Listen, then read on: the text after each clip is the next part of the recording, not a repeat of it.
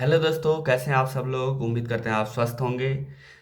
उत्तराखंड में board exam चल रहे हैं क्लास 10th एंड 12th के। तो कक्षा 10 का साइंस का पेपर हो चुका है जिसको हम सॉल्व कर रहे हैं।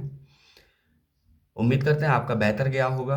आप हमारे साथ मिलाइए इस पेपर को, चेक कीजिए आपने क्या क्या लिखा है। हम इसमें बायो वाला पोर्शन तो नहीं करेंगे, लेकिन केमिस्ट्री और फिजिक्स में जितने भी क्वेश्चन हैं उन सबको हम सॉल्व करके आपको दिखा रहे हैं। तो स्टार्ट करते हैं। यह है आपका पेपर 2025 का विज्ञान सैद्धांतिक थ्योरेटिकल पार्ट है। इसमें पहला क्वेश्चन था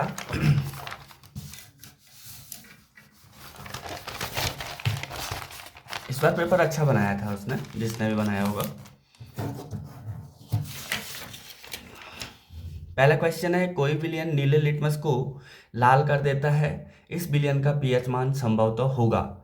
तो 3 था, 7 था, 8 था, 10 था। सीधी सी बात है भाई, नीले लिटमस को लाल कर रहा तो विलयन क्या होगा? अम्लीय होगा। अम्लीय विलयन क्या करता है? नीले को लाल करता है। और अम्ल का जो पीएच मान होता है वो क्या होता है? 7 से कम होता है। तो सीधी सी बात है, यहाँ पे 3 आ रहा था। बाकी आप देख रहे हैं 7 है, 8 है, 10 है। भाई एक ही ऐसा ऑप्शन है जो 7 से कम है, तो सीधे से आपने 3 पे टिक कर देना था। समझ गए क्या कहा हमने? कोई विलयन नीले लिटमस को लाल कर देता है, इस विलयन का पीएच मान संभव तो क्या होगा? 3। दूसरा है एथेनोइक अम्ल का रासायनिक सूत्र। तो एथेनोइक अम्ल क्या है? CH3COOH। दूसरा था, मानव नेत्र के जिस भाग में किसी वस्तु का प्रतिबिंब बनता है वह क्या है? तो दृष्टिपटल। ये क्वेश्चन तो बहुत बार पूछा गया है, ये तो अब वैसे भी याद हो जाना चाहिए आप लोगों को। अगला क्वेश्चन बायो का था, लेकिन ऑब्जेक्टिव क्वेश्चन है तो हम सॉल्व कर रहे हैं, बता रहे हैं हम कौन सा होगा। निम्नलिखित में से कौन सा पादप हार्मोन है? तो इसका था साइटोकाइनिन। साइटोकाइनिन, ठीक है। अगला है, किसी गोलीय दर्पण में वस्तु की ऊंचाई h तथा प्रतिबिंब की ऊंचाई h डैश है, तो गोलीय दर्पण द्वारा आवर्धन क्या होगा? तो इसका आवर्धन हो जाएगा h बराबर h डैश अपॉन h। ठीक है, कौन सा वाला होगा? h बराबर h डैश अपॉन h, ये वाला हो जाएगा। h बराबर h डैश अपॉन h। ठीक है, h डैश क्या है? यहाँ लिखा है इसने, h डैश है आपका प्रतिबिंब की ऊंचाई बटे वस्तु की ऊंचाई। अगला क्वेश्चन है, ये क्वेश्चन देखो 1 नंबर लायक तो नहीं था, क्योंकि इस क्वेश्चन में भले ऑब्जेक्टिव क्वेश्चन है, इसके भी विकल्प हैं भाई, जो 1:2, 2:1, 1:4, 4:1 है। लेकिन मुझे नहीं लगता कि ये क्वेश्चन क्या था, 1 नंबर लायक था। ये लगभग 4 नंबर लायक क्वेश्चन था, लेकिन चलो अब 3 नंबर लायक तो था ही, तो दे दिया तो करते हैं इसको। इसने कहा दो चालक तार जिनके पदार्थ लंबाई तथा व्यास समान है। दो चालक तार हैं जिनके पदार्थ लंबाई तथा व्यास क्या है? समान है। पदार्थ भी सेम है, लंबाई भी सेम है, व्यास भी सेम है। किसी विद्युत परिपथ में पहले श्रेणी क्रम में और फिर पार्श्व क्रम में संयोजित किए जाते हैं। श्रेणी क्रम तथा पार्श्व क्रम में संयोजित उत्पन्न ऊष्मा का अनुपात निकालना था आपने। ऊष्मा का अनुपात का मतलब है आपने H1:H2 निकालना है, कितना होगा। क्या क्या चीजें आपके पास दे रखी हैं? देखो रेजिस्टेंस क्या है, R1 भी कितना है? R है, एंड R2 भी कितना है? R है। दोनों का प्रतिरोध कितना है? R है। R1 भी R, R2 भी R। अगर हम श्रेणी क्रम में जोड़ेंगे, सबसे पहले श्रेणी क्रम में, तो श्रेणी क्रम में जो R इक्विवेलेंट होगा, तुल्य प्रतिरोध होगा, क्या हो जाएगा? R1 plus R2। R1 कितना है? R। R2 भी कितना? R। तो R इक्विवेलेंट कितना आया? R और R 2R। पहले किसके लिए? श्रेणी क्रम के लिए। अब हम पार्श्व क्रम में अगर इसको संयोजित करते हैं, तो पार्श्व क्रम यानी समांतर क्रम की अगर हम बात करें, इधर लिख देता हूं मैं, समांतर क्रम। समांतर क्रम में, तो समांतर क्रम में 1/R डैश, R डैश लिख रहा हूं मैं, कितना हो जाएगा? 1/R1 plus 1/R2।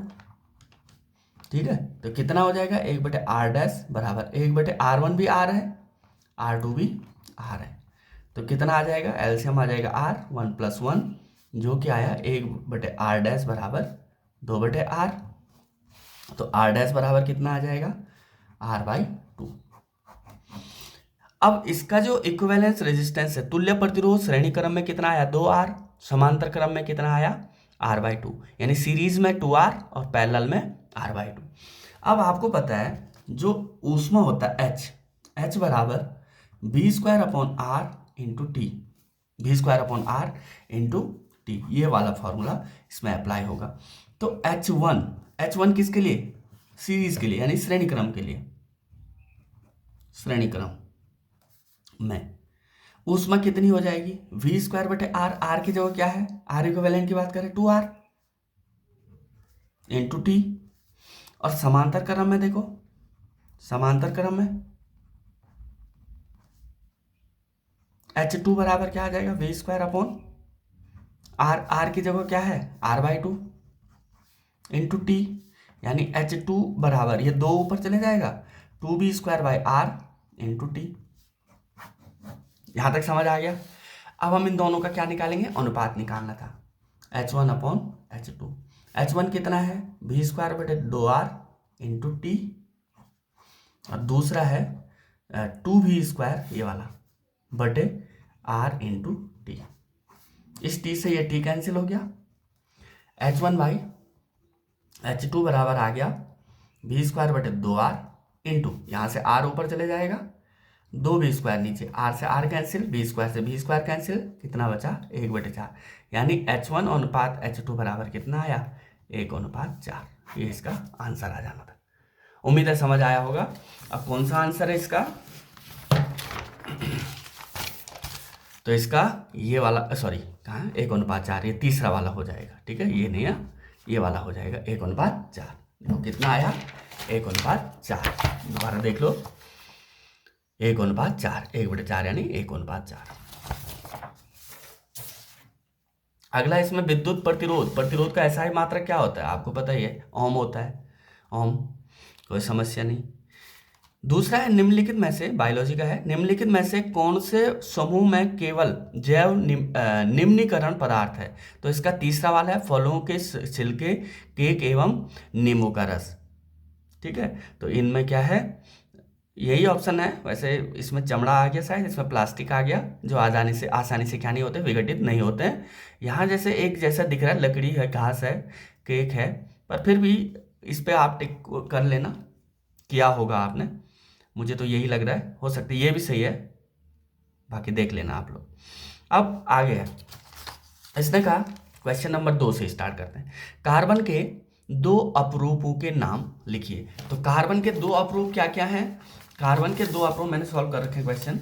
तो कार्बन के 2 अपरूप क्या हैं? हीरा तथा ग्रेफाइट। क्या क्या है? पहला क्या है? हीरा, दूसरा क्या है? ग्रेफाइट। ठीक है, अगला है आपके पास संगमरमर का रासायनिक सूत्र। संगमरमर का है कैल्शियम कार्बोनेट, CaCO3। संगमरमर का रासायनिक सूत्र क्या है? Calcium carbonate, CaCO3। अगला क्या है? अगला क्वेश्चन था निम्नलिखित अभिक्रिया में उपचयित तथा अपचयित पदार्थ की पहचान कीजिए। तो इसमें देखो, जिंक ऑक्साइड कार्बन के साथ क्रिया कर रहा है, जिंक दे रहा है, कार्बन मोनोऑक्साइड दे रहा है। इसमें देखो कार्बन क्या ऑक्सीकृत होता है और जिंक अपचयित होता है। कार्बन क्या होता है? ऑक्सीकृत होता है और जिंक अपचयित होता है। उसके बाद अगला क्वेश्चन था कि सामान्य मानव नेत्र के लिए स्पष्ट दृष्टि की न्यूनतम दूरी कितनी होती है? तो 25 सेंटीमीटर। न्यूनतम दूरी कितनी है? 25 centimetre. Question number 5। Question number 7 देखेंगे, क्योंकि उसके बाद क्वेश्चन नंबर 6 बायोलॉजी का है, लार में पाए जाने वाले, तो आप देख लेना। उस युक्ति का नाम लिखिए जो चालक के सिरों पर विभवांतर बनाए रखने में सहायक होता है। तो ये क्या है? बैटरी या सेल। तो बैटरी या सेल वह युक्ति है जो किसी चालक के सिरों पर विभवांतर बनाए रखने में मदद करती है। उसके बाद क्वेश्चन नंबर 10 था, क्योंकि क्वेश्चन नंबर 7 तक हमने कर दिया। 8वां और 9वां क्या है? बायोलॉजी वाला था। 8वां है आहार श्रृंखला के में शाकाहारी अथवा प्राथमिक उपभोक्ता किस पोषी स्तर। तो ये 8वां और 9वां बायो का है। तो 10वां देख लेते हैं, उभयधर्मी ऑक्साइड से आप क्या समझते हैं? निम्नलिखित उभयधर्मी ऑक्साइड छांटिए। इनमें से छांटना था। तो इनमें से देखो, एक तो क्या है? वे ऑक्साइड जो अम्ल तथा क्षार दोनों से अभिक्रिया कर लवण प्रदान करते हैं। दोनों से, अम्ल से भी और क्षार से भी अभिक्रिया कर क्या प्रदान करते हैं? लवण प्रदान करते हैं उभयधर्मी ऑक्साइड। तो इसमें क्या था? एल्युमिनियम ऑक्साइड था, एक जिंक ऑक्साइड था। एल्युमिनियम ऑक्साइड और जिंक ऑक्साइड। उसके बाद ये क्वेश्चन था कि उस धातु का नाम वह प्रतीक लिखिए जो सामान्य ताप पर द्रव अवस्था में पाई जाती है। तो मरकरी ऐसी धातु है, यहाँ पे लिखा हमने पारा यानी Hg, एकमात्र धातु है जो कमरे के तापमान पर द्रव अवस्था में पाई जाती है, इसे मरकरी भी कहा जाता है। क्या कहा जाता है? मरकरी, मरकरी भी। और पारा अगला था। उसके बाद संरचना सूत्र वाला क्वेश्चन नंबर 12। क्वेश्चन नंबर 12 था एक तो अमोनियम का, ठीक है ना, और एक C2H4 का, एक अमोनिया और C2H4। तो इन दोनों का क्या करना था? NH3 और CH4 का, C2H4 का इलेक्ट्रॉनिक बिंदु संरचना करना था। तो अमोनियम देखो नाइट्रोजन 7 होता है, 7 यानी 2 और 5। तो यहाँ देखो 1 2 3 4 5, ये बाहर वाले हो गए, बाहरी कक्षा में इसके 5। हाइड्रोजन तो एक ही होता है, तो हाइड्रोजन को 2 चाहिए थे पूर्ण करने के लिए, यहाँ से ले लिया, यहाँ से ले लिया, और इसको 8 मिल गए। ऐसे C2H4 में देखो कार्बन कितना होता है? 6, 6 यानी बाह्य कक्षा में 4, 1 2 3 4, और यहाँ से देखेंगे तो 1 2 3 4, इसके भी 4, इसके भी 4, यहाँ से हाइड्रोजन आ गया, यहाँ से हाइड्रोजन, ये ले लेना था। अब 8 चाहिए इसको, तो 2 ये इस वाले कार्बन से ले लेगा, 2 अब ये वाला 2 इस कार्बन से ले लेगा, 8 पूर्ण हो जाएगा। देख लेना ध्यान से, दोबारा इस पेपर को सॉल्व करना, कर लेना, मिला देना अपना पेपर। अगला क्वेश्चन नंबर 12 तक हो गया। 12 के बाद आगे बढ़ते हैं। 12 के बाद 13वां भी बायो का है और 14 वाला भी बायो का है। तो इसको दूरदृष्टि दोष क्या है, इसके निवारण के लिए किस प्रकार के लेंस का प्रयोग किया जाता है। दूरदृष्टि दोष की बात करते हैं। तो इस दोष के व्यक्ति को दूर की वस्तुएं तो स्पष्ट दिखाई देती हैं, परंतु समीप की वस्तुएं स्पष्ट दिखाई नहीं देती है। इसका कारण यह है कि समीप की वस्तुओं का प्रतिबिंब रेटिना के पीछे बनता है। क्या कहा उसने? दूरदृष्टि दोष में क्या होता है? दूर की वस्तुएं तो स्पष्ट दिखाई देती हैं, लेकिन जो नजदीक की वस्तुएं होंगी वो क्या नहीं होंगी? स्पष्ट नहीं दिखाई देती हैं। कि इसका क्या कारण है? इसका कारण है कि समीप की वस्तुओं का प्रतिबिंब रेटिना के पीछे बनता है। और दूरदृष्टि दोष को दूर करना किस लेंस के द्वारा? इस दोष को दूर करने के लिए उत्तल लेंस का प्रयोग किया जाता है। किस लेंस का? उत्तल लेंस का प्रयोग किया जाता है। क्वेश्चन नंबर 15 हो गया। 16 की बात करते हैं। ये कह रहा है बिरंजक चूर्ण का रासायनिक नाम व सूत्र लिखिए तथा इसके कोई दो उपयोग। तो बिरंजक चूर्ण क्या है? बिरंजक चूर्ण का रासायनिक नाम क्या है? Calcium oxychloride, calcium oxychloride, CaOCl2। इसके दो उपयोग क्या है? पहला है लॉन्ड्री में बिरंजक के रूप में, कीटाणुनाशक के रूप में पानी को शुद्ध करने में। अन्य भी उपयोग है, लेकिन मुख्य हमारे दो ही उपयोग लिखने थे, 2 हमने लिख दिए। ये कह रहा है कठोर जल को, क्वेश्चन नंबर 16 का ख वाला है, कठोर जल को मृदु करने के लिए किस सोडियम यौगिक का उपयोग किया जाता है? तो कठोर जल को मृदु करने के लिए sodium carbonate Na2CO3, sodium carbonate यानी इसको धावन सोडा भी कहते हैं। क्या कहते हैं? धावन सोडा, इसका उपयोग किया जाता है। क्वेश्चन नंबर 17 है। हाइड्रोजनीकरण क्या है? इसका औद्योगिक अनुप्रयोग लिखिए। हाइड्रोजनीकरण, अब देखो कितने नंबर का क्वेश्चन है, कुछ बच्चे इसमें थोड़ा सा लिख के आए होंगे, लेकिन 2 नंबर का क्वेश्चन था, आपको उस हिसाब से लिखना पड़ेगा इसमें। हाइड्रोजनीकरण एक रासायनिक प्रक्रिया है जिसमें हाइड्रोजन गैस को किसी यौगिक में जोड़ा जाता है। यह प्रक्रिया आमतौर पर उच्च तापमान और दबाव पर होती है। हाइड्रोजनीकरण के जरिए असंतृप्त बंधनों को संतृप्त बंधनों में बदला जाता है। इसका इस्तेमाल कई उद्योगों में किया जाता है। हाइड्रोजनीकरण के औद्योगिक अनुप्रयोग क्या क्या हैं? खाद्य तेलों को ठोस बनाने में, वनस्पति घी बनाने में, औषधियों के निर्माण में, खनिज तारपीन बनाने में। तो ये सारे इसके क्या थे? औद्योगिक अनुप्रयोग थे। और हाइड्रोजनीकरण क्या है, ये आप यहाँ पढ़ चुके हैं। क्वेश्चन नंबर 17 के और वाला पार्ट था, ये क वाला है। अब ख वाला पार्ट की बात करते हैं हम। ख वाला है उदासीनीकरण अभिक्रिया का एक उदाहरण दीजिए। उदासीनिक अभिक्रिया के देखो हमने 3 उदाहरण लिखे हैं, आपको 3 में से आप कोई भी लिख सकते थे। HCl plus NaOH, NaCl plus H2O, H2SO4, COOH, calcium hydroxide, CaOH का होल ट्वाइस, और क्या बनाएगा? कैल्शियम सल्फेट बनाएगा, और H2O, 2H2O यानी 2 मोल H2O के निकल जाएंगे। पोटेशियम हाइड्रोक्साइड और नाइट्रेट के साथ क्रिया करके पोटेशियम नाइट्रेट बनाएगा और H2O निकाल देगा। क्वेश्चन नंबर 17 का और में भी दे रखा था। और में क्या था? जब लोहे की कील को कॉपर सल्फेट के विलयन में डुबोया जाता है तो विलयन का रंग क्यों बदल जाता है? तो यहाँ पे ये था, कॉपर सल्फेट में लोहे की कील रखी जाती है तो उसका रंग नीले से हल्के हरे रंग का रंग में बदल जाता है, क्योंकि लोहा कॉपर की तुलना में अधिक अभिक्रियाशील होता है। अतः यह कॉपर को विलयन में से विस्थापित कर देता है। कॉपर को क्या करता है? विलयन से विस्थापित कर देता है, जिसके परिणाम स्वरूप रंग बदल जाता है। तो यहाँ पे देखो कॉपर सल्फेट, हमने आयरन के साथ इसकी रिएक्शन है, तो यहाँ से FeSO4 फेरस सल्फेट हमें मिला और कॉपर अलग हो गया। ठीक है, देख लेना ध्यान से। क्वेश्चन नंबर इसका अगला है सेकंड पार्ट, एक भूरे रंग के चमकदार तत्व X को Y की उपस्थिति में गर्म करने पर वह काले रंग का हो जाता है। इस तत्व X एवं उस काले रंग के यौगिक का नाम। तो देखो X तो क्या है आपका, कॉपर हो गया। X क्या हो गया आपका, कॉपर। तो भूरे रंग का चमकदार तत्व जो X है ना, ये क्या है, कॉपर है। ये क्या है, कॉपर। जो Y की उपस्थिति में गर्म करने पर कॉपर ऑक्साइड CO नामक काले रंग के यौगिक में परिवर्तित हो जाता है। ठीक है, तो कॉपर किसकी उपस्थिति में, Y की उपस्थिति में गर्म करने पर क्या बना देता है, कॉपर ऑक्साइड बना देता है। क्वेश्चन नंबर आगे 18 वाला, बायो 19, बायो 20 की बात करते हैं। प्रकाश स्पेक्ट्रम से क्या समझते हैं, स्पेक्ट्रम के किस रंग का विचलन सबसे अधिक व किस रंग का विचलन सबसे कम होता है। तो यहाँ पे स्पेक्ट्रम बनाना था। यहाँ पे देखो, जब सूर्य की श्वेत प्रकाश किरण किसी प्रिज्म में से गुजरती है तो वह अपने मार्ग से विचलित होकर प्रिज्म के आधार की ओर झुककर विभिन्न रंगों की किरणों में विभाजित हो जाती है। इस प्रकार से उत्पन्न विभिन्न रंगों के समूह को स्पेक्ट्रम कहते हैं। तो यहाँ से देखो, इस चित्र बना देते, यहाँ से विबग्योर लिख देते, बस आपने इतना ही करना था। यहाँ से हो गया बैंगनी, इंडिगो यानी वॉयलेट हो गया, Indigo, blue, green, yellow, orange and red. तो आप देख ही रहे होंगे यहाँ से नीचे से ऊपर। तो विचलन सबसे ज्यादा किसका हो रहा है, यहाँ देखो सबसे नीचे कौन है, बैंगनी, सबसे ऊपर क्या है, रेड। ठीक है, तो आपने इतना ही लिखना था, इसमें 2 नंबर का क्वेश्चन था। ठीक है, आगे बात करते हैं अगले क्वेश्चन की। इसका ख पार्ट क्या कह रहा है, स्नेल का अपवर्तन का नियम लिखिए। स्नेल का अपवर्तन का नियम था, वैसे 1 नंबर का था, आप सिर्फ ये भी दे देते तो नंबर उतनी मिलनी है, 1 ही नंबर मिलनी है। या आपतन कोण की जा और अपवर्तन कोण की जा का अनुपात दिए गए माध्यमों के लिए स्थिर रहता है, यानी sine i upon sine r equal to constant. यानी इंसिडेंट आई यानी इंसिडेंट आपतन कोण, incident angle and refractive angle. ठीक है ना, आपतन कोण की जा और अपवर्तन कोण की जा का अनुपात दिए गए माध्यमों के लिए स्थिर रहता है।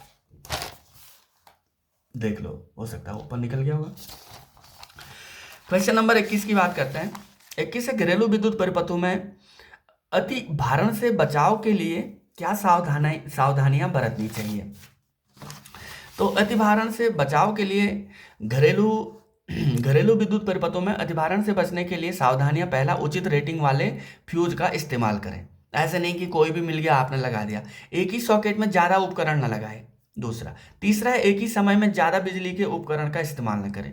ऐसे नहीं गीजर भी ऑन कर दिया, फ्रिज भी ऑन कर दिया, रॉड भी ऑन कर दी, प्रेस भी ऑन कर दी, टीवी भी, फैन भी एक ही साथ नहीं। सर्किट ब्रेकर का इस्तेमाल करें ताकि यदि वोल्टेज बढ़ रहा है तो अपने आप ही क्या हो जाए, ब्रेक हो जाए। समय समय पर तारों के प्रतिरोध की जांच करें। तो ये सारे क्या हैं, इसके जो घरेलू विद्युत परिपथों के अति भारण से बचने के उपाय हैं। इसका ख पार्ट है चुंबकीय क्षेत्र रेखाओं के कोई 2 गुण। चुंबकीय क्षेत्र रेखाओं के कोई 2 गुण। तो क्या क्या है इसके 2 गुण, तो ये पहला है, चुंबकीय क्षेत्र रेखाओं के 2 गुण है। नंबर 1, ये उत्तरी ध्रुव से निकलकर दक्षिणी ध्रुव की ओर जाते हैं और अंदर ठीक जब जैसे ये तो चुंबक के बाहर, चुंबक के अंदर ठीक इसके विपरीत होता है, दक्षिणी ध्रुव से उत्तरी ध्रुव। लेकिन ये बाहर की बात करें तो ये उत्तरी ध्रुव से निकलकर दक्षिणी ध्रुव की ओर जाती हैं। ये एक दूसरे को नहीं काटती। देखो ऐसे नहीं कि एक दूसरे को इंटरसेक्ट कर देंगे। इंटरसेक्ट करेंगे तो हमें जो डायरेक्शन है ना, 2 डायरेक्शन मिल जाएंगी, जो कि पॉसिबल नहीं है। तो ये हमेशा क्या होता है, एक दूसरे के पैरेलल होती हैं, जिस कारण से एक दूसरे को कभी प्रतिच्छेद नहीं करती हैं। आगे बात करते हैं, क्वेश्चन नंबर अगला था, ये कह रहा है 2 विद्युत बल्बों ए और बी के में क्रमशः 60 वाट, 240 वोल्ट तथा 100 वाट और 240 वोल्ट अंकित है। देखो वाट अलग है, इसका 60 वाट है, पी इसका 60 वाट है, इसका पी, लेकिन वोल्टेज सेम है दोनों के लिए। गणना करके बताइए कि दोनों में से किसका प्रतिरोध अधिक होगा। तो अब प्रतिरोध की बात करते हैं साहब। P1 दे रखा है 60 वाट, P2 कितना 100 वाट, V1 और V2 सेम है। तो P बराबर Vi, आप बोलेंगे V स्क्वायर अपॉन R कहाँ से आया, तो P बराबर Vi होता है, P बराबर Vi, लेकिन V इक्वल टू IR होता है ना, ओम का नियम तो पता है ना। अब यहाँ से मुझे क्या चाहिए था, I तो मुझे चाहिए ना, तो I बराबर मैंने क्या रख दिया, V अपॉन R। तो I जो ये I है ना, जो ये यहाँ पे, तो यहाँ पे क्या रख दिया मैंने, P equal to V into I की जगह क्या रख दिया, V अपॉन R। तो P बराबर कितना आया, V into V square upon R, ऐसा आया ही। तो यहाँ से V स्क्वायर अपॉन R आया। ठीक है, तो उसके बाद देखो हम पहले बल्ब ए बल्ब की बात करें तो R1 कितना होगा, V square upon V1 square upon R, जो भी बोलना है। अच्छा सॉरी, यहाँ पे पी लिखना था, मैं आर लिख बैठा, पी, और ये भी क्या है, पी, पी है, ठीक है, ये है पी, पी फॉर पावर, शक्ति। तो V1² अपॉन पी, R1 बराबर क्या आ जाएगा, V1² अपॉन पी, और P1 इसके लिए P1 कह देते हैं, इसके लिए P2 कह देता हूँ, ठीक है। तो यहाँ से देखो V और V1 भी उतना ही है, V2 भी उतना ही है, दोनों सेम है। P1 कितना है 60, 240 गुणा 240 बड़े 60, यहाँ से आया 960, 0 से 0 कटा, यहाँ से 6 चौको 24, 4 24 चौको 96, 1 0 960। यहाँ से देखो जो 2 0 से 2 0 कटी, 24 का वर्ग होता 576। सीधी सी बात है, R1 ज़्यादा है किससे, R2 से। R1 कितना है 960, R2 कितना है 576, तो 60 वाट के बल्ब का प्रतिरोध अधिक होगा। खो पार्ट है इसका, एक चालक में 25 कूलाम का आवेश 10 सेकंड में प्रवाहित होता है, चालक में प्रवाहित धारा की गणना कीजिए। तो Q बराबर 25 कूलाम, T बराबर 10 सेकंड, I बराबर Q अपॉन T, I बराबर 25/10, Q का मान है 25, T का मान है 10, तो 2.5 एम्पियर आ गया। क्वेश्चन नंबर 24 है, क्या होता है जब केवल रासायनिक समीकरण देना था, जिंक की अपक्रिया सोडियम हाइड्रोक्साइड विलयन से की जाती है। तो देखो जिंक की क्रिया सोडियम हाइड्रोक्साइड विलयन से किया, तो हमारे पास सोडियम जिंकेट प्राप्त हुआ, Na2ZnO2 प्लस हाइड्रोजन निकल गई। दूसरा क्या कह रहा है, रक्त तप्त लोहे पर भाप प्रवाहित की जाती है।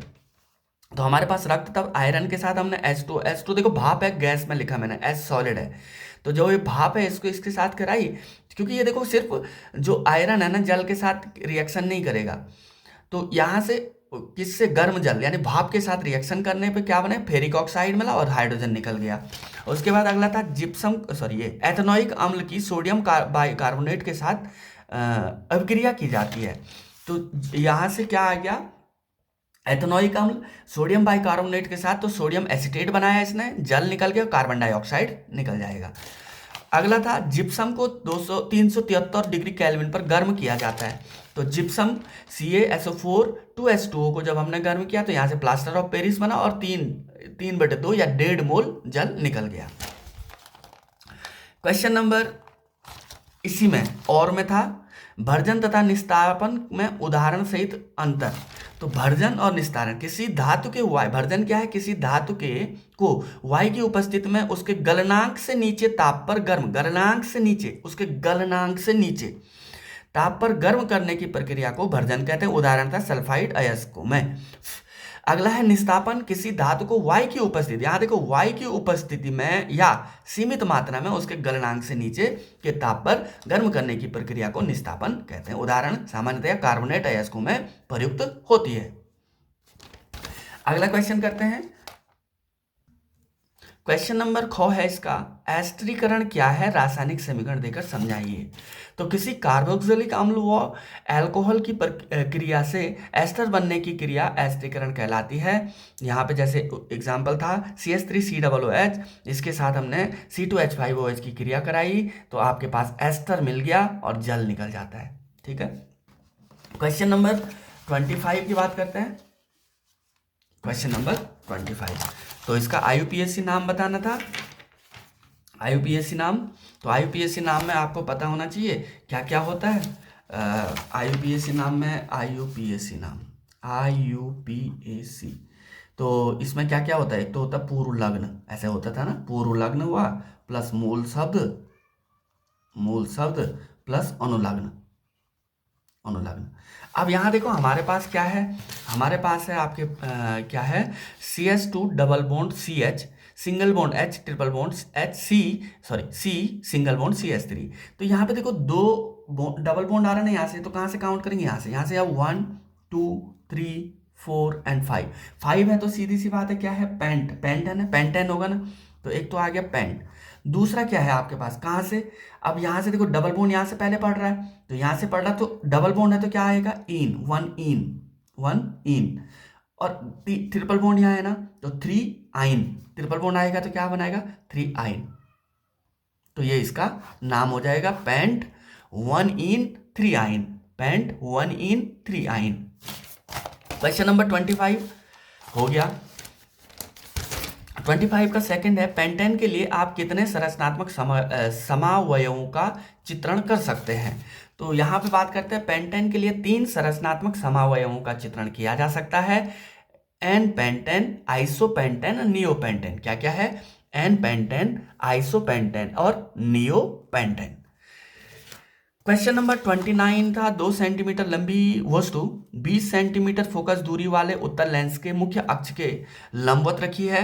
लेंस से वस्तु की दूरी 30 सेंटीमीटर यानी यू दे रखा है आपके पास, -30 सेंटीमीटर, एफ दे रखा है 20 सेंटीमीटर। तो इसके द्वारा बनने वाले प्रतिबिंब की स्थिति, आकार, प्रकृति तथा आवर्धन। तो सीधी सी बात है भाई, जब आपके पास, और ये भी दे रखा है, ये क्या है, ये सेंटीमीटर, जो एच दे रखा है आपके पास 2 सेंटीमीटर में 5 लिख दिया यहाँ से 2 सेंटीमीटर। एच कितना है? 2 सेंटीमीटर। ठीक है, तो एफ है आपके पास 20 सेंटीमीटर, यू हो गया माइनस वस्तु का आकार एच बराबर 2 सेंटीमीटर। तो लेंस सूत्र होता है 1/v माइनस 1/u बराबर 1/f। 1/v चाहिए आपको, तो u उठ के इधर आएगा, तो ये पॉजिटिव हो जाएगा, 1/u हो जाएगा। 1/v बराबर 1/20 प्लस 1/माइनस का 30, ये माइनस इसके साथ मल्टीप्लाई हो जाएगा, 1/30, एलसीएम आया 60, 30 - 2 60, 1/60। तो v की वैल्यू कितनी आई? प्लस का 60। तो स्थिति प्रतिबिंब लेंस के दूसरी ओर 60 सेंटीमीटर दूरी पर बनेगा, पहली चीज। दूसरा, इसमें देखो अब क्या बोला उसने कि आवर्धन m बराबर v अपॉन यू, m बराबर क्या होता है? v अपॉन यू, और m बराबर ही क्या होता है? h dash upon h। तो दोनों बराबर हैं, तो इन दोनों को भी बराबर कर देंगे। तो h dash upon h, h की वैल्यू थी 2, यहाँ से मैं गलती से लिख बैठा, इसको मैं दोबारा कर देता हूँ। h dash by 2 equal to हो गया 60 बाई माइनस का 30। ठीक है ना? तो ये कितना आ जाएगा? ये आ जाएगा आपका 2 आ जाएगा, h dash by 2 equal to आ जाएगा माइनस का 2, तो h डैश बराबर आ जाएगा -4 सेंटीमीटर। h डैश बराबर क्या आया? -4 सेंटीमीटर। तो प्रतिबिंब का आकार कितना हो जाएगा? 4 सेंटीमीटर। ठीक है, और प्रकृति कैसी होगी? प्रतिबिंब वास्तविक तथा उल्टा, नेगेटिव आ रहा तो उल्टा, और वास्तविक तथा उल्टा बन जाएगा। ठीक है, क्वेश्चन नंबर 29 इसी में और में दे रखा था कि किसी एक अवतल दर्पण द्वारा किसी वस्तु को निम्नलिखित स्थितियों में रखने पर प्रतिबिंब बनने के लिए केवल आरेख बनाना था। तो देखो, जब आप प्रतिबिंब को कहाँ रख रहे हैं? फोकस और सी के बीच में, यानी आप कहाँ, क्या बोला उसने? दर्पण के फोकस एफ तथा वक्रता केंद्र सी के बीच में। तो यहाँ पे वक्रता केंद्र है, यहाँ पे फोकस है, इन दोनों के बीच में रखेंगे तो प्रतिबिंब कहाँ बनेगा? सी के परे बनेगा, और सी के परे बनेगा तो कितना बनेगा? बड़ा बनेगा, और क्या बनेगा? वास्तविक तथा उल्टा बनेगा।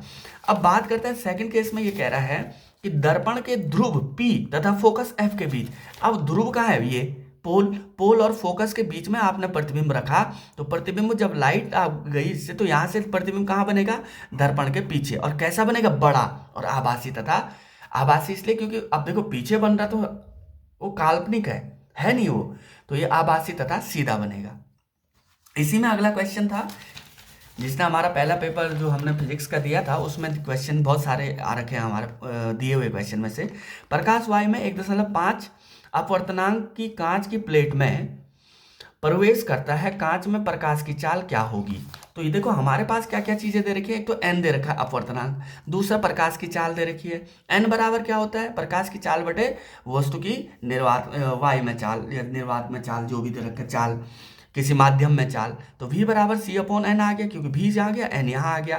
तो c की वैल्यू 3 गुणा के 10 की घात 8, और ये 1.5, 10 से ऊपर 10 से नीचे गुणा के 30 बन गया, 15 बन गया, 15 से 1 कटा 2 बार, तो v की वैल्यू कितनी आई? 2 गुणा के 10 की घात 8 मीटर पर सेकेंड।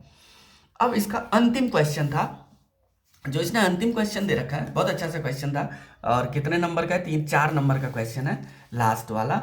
अब इसको करते हैं, और उम्मीद करेंगे आपको अभी यहाँ तक समझ आया होगा, और उम्मीद करते हैं आपका पेपर बेहतर गया होगा। आपके पास ये निम्न परिपथ आरेख में गणना कीजिए। परिपथ का कुल प्रतिरोध, परिपथ में प्रवाहित कुल विद्युत धारा, प्रत्येक प्रतिरोध में प्रवाहित विद्युत धारा, प्रत्येक में निकालना विद्युत धारा। अब देखो 3 दे रखा है, अब आपको दिख रहा है कि तीनों के तीनों क्या है? पैरेलल है, यानी समांतर क्रम में है। तो इनका जो तुल्य प्रतिरोध होगा, आपके पास क्या क्या चीजें हैं चित्र में देखते रहो। वैसे R1 दे रखा है आपके पास, क्वेश्चन नंबर 30 पहला पार्ट। R1 बराबर कितना है? 5 ओम। R2 बराबर है 10 ओम, एंड जो R3 है ना, ये है आपके पास 30 ओम। तो आपका जो इक्विवेलेंस रेजिस्टेंस होगा 1/R1, अब पैरेलल है तो 1/R equivalence equal to 1/R1 plus 1/R2 plus 1/R3। तो कितना हो जाएगा, R1 1/5 प्लस 1/10 प्लस 1/30। कितना आया इनका एलसीएम, इनका एलसीएम आया 30। 5 छके 30, 10 तियाँ 30 और 30 एकम 30, जो कि आया 10/30। 10/30 यानी 1/3, ठीक है ना। तो ये आया 1/R इक्विवेलेंस। तो R इक्विवेलेंस कितना आ जाएगा, 3 ओम। तो R इक्विवेलेंस कितना आया, 3 ओम आ गया। पहली चीज निकल गई, डेढ़ नंबर का था। परिपथ में प्रवाहित कुल विद्युत धारा, अब विद्युत धारा निकालनी है। R आपको मिल गया, V आपको पता है, V कितना है 12 वोल्ट, V कितना है 12 वोल्ट, V बराबर दे रखा 12 वोल्ट। तो V इक्वल टू ओम के नियमानुसार, ओम के नियमानुसार, नियम से, तो V इक्वल टू क्या होता है IR। तो I बराबर क्या आ जाएगा, V/R।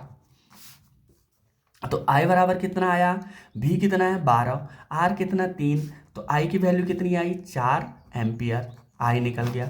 अब तीसरा पार्ट कह रहा है प्रत्येक परिपथ प्रतिरोध में प्रवाहित विद्युत धारा, R1 कितना है, R2 कितना, R3 कितना है। अब हमने प्रत्येक में निकालना है। क्वेश्चन थर्ड पार्ट, ये था आपका सेकंड पार्ट, ये थर्ड पार्ट। थर्ड पार्ट प्रत्येक में जब निकालेंगे तो आपको पता R1 कितना है, R1 बराबर 5 ओम, R1 बराबर 5 ओम, ठीक है। तो इसके लिए V बराबर कितना है, V बराबर 12 वोल्ट। तो I बराबर I1 कितना हो जाएगा, यही I1 बराबर V/R1, V/R यानी V कितना है 12, 12/5 कितना आ जाएगा 2.4 एम्पियर। अब हम ऐसे R2 की बात करें, R2 बराबर कितना है, R2 बराबर दे रखा है इसने 10 ओम। R2 इक्वल टू हो गया 10 ओम, V बराबर कितना है 12 वोल्ट। तो I2 कितना आ जाएगा, I2 बराबर आ जाएगा V/R2, V/R2 यानी 12/10, 12/10 यानी 1.2 एम्पियर। R3 आपके पास कितना है, R3 आपके पास 30 ओम। इसके लिए V बराबर 12 वोल्ट। तो यहाँ से I3 बराबर कितना आ जाएगा, V/R3, V की वैल्यू आ गई आपके पास 12/30, तो ये आ जाएगा 0.4 एम्पियर। अब देखो यहाँ पे इसको एक उसमें रख देना, ये तीनों के तीनों आ चुके हैं। तो कितना है, I1 बराबर आया आपके पास 2.4 एम्पियर, I2 बराबर आ गया आपका 1.2 एम्पियर, I3 इक्वल टू आ गया आपके पास 0.4 एम्पियर। तो ये आपके पास थर्ड पार्ट भी इसका क्लियर हो गया। ये आपका साइंस का पेपर था। ऐसे हम आने वाला जो मैथ्स का पेपर होगा उसको भी सॉल्व करेंगे। आप अपना पेपर मिलाइए, बायो का पार्ट आप स्वयं सॉल्व कीजिए। धन्यवाद।